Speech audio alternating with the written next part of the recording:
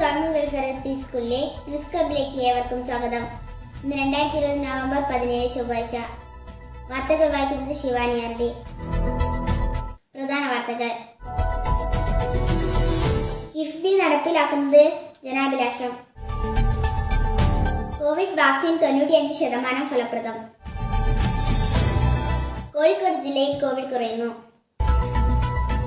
അടുത്ത വർഷം ദാരിദ്ര്യം കൂടുമെന്ന് UN സംഘടന. ഇന്ന് കേരളത്തിൽ ശക്തമായ മഴയ്ക്ക് സാധ്യത.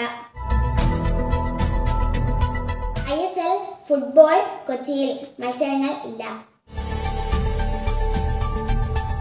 വാർത്തകൾ വിശദമായി. കിഫ്ബി നടപ്പിലാക്കുന്നത് ജനാഭിലാഷം.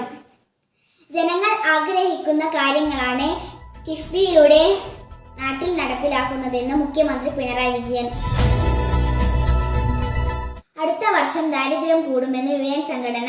2020നേക്കാൾ കടുത്ത ദാരിദ്ര്യം ആണ് ലോകം അടുത്ത വർഷം നേരിടാൻ പോകുന്നതെന്ന് ഐക്യരാഷ്ട്ര സംഘടനയുടെ ലോക ഭക്ഷ്യ പരിപാടി UFB അറിയിച്ചു. ഇന്ന് കേരളത്തിൽ ശക്തമായ മഴയ്ക്ക് സാധ്യത. വ്യാഴാഴ്ച വരെ സംസ്ഥാനത്ത് ഒറ്റപ്പെട്ട സ്ഥലങ്ങളിൽ ഇടിമിന്നലോടെ മഴ ശക്തമാകുമെന്ന് കാലാവസ്ഥാ വകുപ്പ് മുന്നറിയിപ്പ് നൽകി. കായിക വാർത്തകൾ.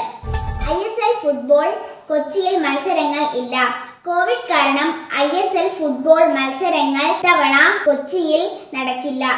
ഗോവയിൽ വെള്ളിയാഴ്ചയാണ് ഇന്ത്യൻ സൂപ്പർ ലീഗിന് തുടക്കം.